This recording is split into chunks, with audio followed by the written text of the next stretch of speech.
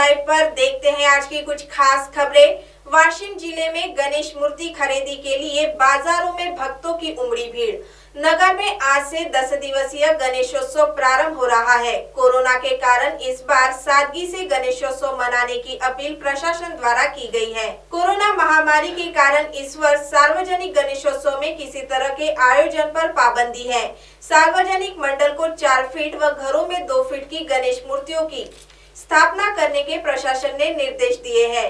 इस बार गणेश जी की मूर्तियों को ले जाते समय ना तो ढोल ताशा बजेंगे, ना ही जुलूस निकलेगा। कोरोना की पार्श्वभूमि पर गणेश भक्तों के लिए कई नियम लागू किए गए हैं, लेकिन गणेश भक्त इन नियमों की धज्जियां उड़ाते हुए गणेश मूर्ति खरीदी के लिए भारी मात्रा में बाजारों में भीड़ इकट्ठा करते हुए दिखाई दिए। वाशिम जिले में कोरोना बाधितों का आंकड़ा 1300 के पास है, लेकिन फिर भी लोगों के रवैये से मानो ये लग रहा है कि कोरोना महामारी को बढ़ावा दे रहे हो। प्रशासन चाहे जितनी भी कोशिश कर ले इस महामारी पर काबू पाने के लिए, लेकिन इस महामारी से बचने के लिए खुद भी उतना ही प्रयास करना जरुरी है। लहान मूर्त्यांचं जर बघितलं तर लहान मूर्त्यांचं खूपच पाडून भाव मागित आहे आणि मोठे मूर्त्या जे आहेत त्या मोठ्या मूर्त्यांचं काहीच डिमांड नाही आहे, कुठल्याच प्रकारचं कोणी मागत नाही आहे आणि जे काही माल माझा उरलेला आहे तो तसाच राहतो। माझं नाव राजू मंदरे, माझ्या वडिलांचं नाव सत्यचंद मंदरे।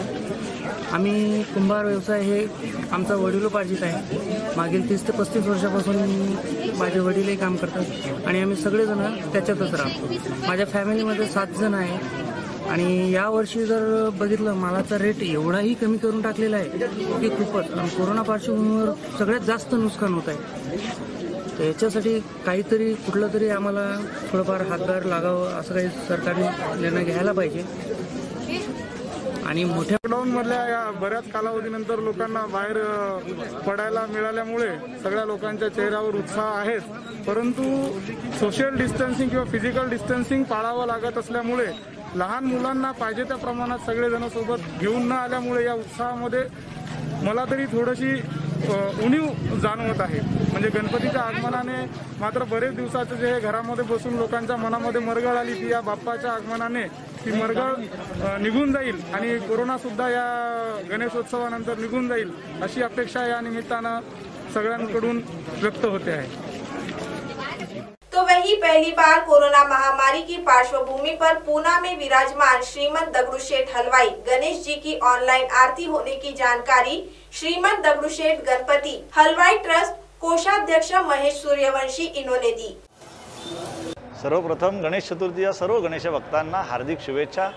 यंदा गणपती बाप्पाचा जो उत्सव आहे तो कोरोनाच्या पार्श्वभूमीवर आल्यामुळे आपण 127 वर्षाची जी पारंपरिक जागेमध्ये उत्सव साजरा करण्याची जी परंपरा होती ती खंडित केली आणि उत्सव मुख्य मंदिरातच करण्याचा निर्णय घेतला। समाजभान आणि समाजहिताच्या दृष्टीने हा निर्णय घेतला गेला, कारण गणेशोत्सव हे प्रबोधनाचं माध्यम आहे आणि आज गणपती बाप्पांच्या मंदिरामध्ये 11:10 श्रींची प्राणप्रतिष्ठापना पुण्याचा मानाचा पहिला गणपती कसबा गणपती त्याचे अध्यक्ष श्रीकांतजी शेटे यांच्या शुभ हस्ते संपन्न होणार आहे आणि उत्सवाला आरंभ होणार आहे।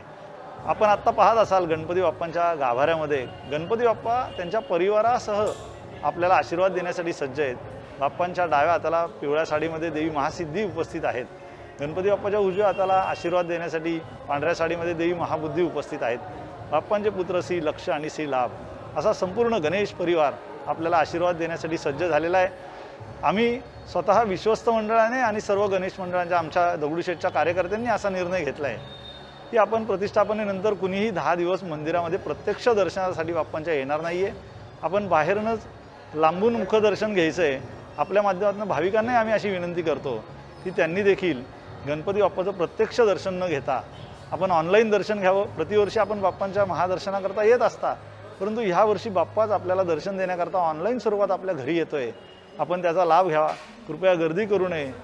गणपती बाप्पा मोरया आणि कोरोनाला आपण हरवूया हा संकल्प आपण या गणेशोत्सवाच्या निमित्ताने करूयात आणि हे विघ्न आपण दूर करायला गणपती बाप्पाला साकडं घालू। तो वही तीसरी ओर पर्युषण पर्व की पार्श्वभूमि पर जैन मंदिरें खुली रखने की इजाजत सर्वोच्च न्यायालय की ओर से सशर्त दी गई है। इसी पार्श्वभूमि पर हिंदू मंदिरें भक्तों के दर्शन के लिए खोल दी जाए, ऐसी मांग विधायक प्रताप सरनाईक इन्होंने राज्य के मुख्यमंत्री उद्धव ठाकरे इन्हें पत्र द्वारा लिखकर की है। मुंबईतील काही आमचे जैन धर्मीय बांधव सर्वोच्च न्यायालयामध्ये गेले असता या पर्युषण पर्व काळामध्ये जैन मंदिरे खुली करण्याचे आदेश माननीय सर्वोच्च न्यायालयाने दिलेले आहेत।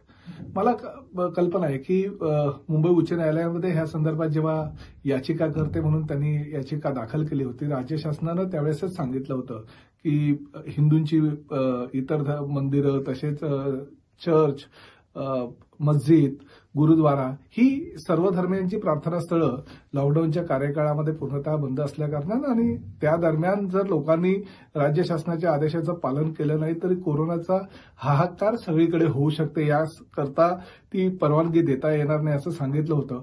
परंतु सर्वोच्च न्यायालयाने मात्र ह्या 2 दिवसासाठी त्यांना परवानगी देण्यात आली।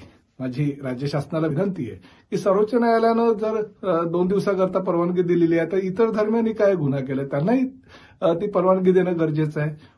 हिंदूंची सगळे उत्सव आता सुरुवात होत आहेत, म्हणजे प्रामुख्यानं उद्यापासून गणेशोत्सव, नंतर नवरात्रोत्सव आणि हळूहळू दिवाळी, दसरा हे सगळे सण आता सुरुवात होत आहे। ख्रिश्चनांचा पवित्र ख्रिसमस सुद्धा डिसेंबर महिन्यामध्ये 25 तारखेला असतो आणि तोही केव्हा येईल, कधी लवकरात लवकर येईल याची खात्री सगळ्यांना आहे। त्यामुळे मला असं वाटतं की जर जैन धर्मियांना ही प्रार्थनास्थळ खुली करायची परवानगी दिली असेल तर इतर धर्मियांना आणि प्रामुख्यानं हिंदू धर्मियांना सुद्धा प्रार्थनास्थळ खुली करायची परवानगी राज्य शासनानं द्यायला पाहिजे।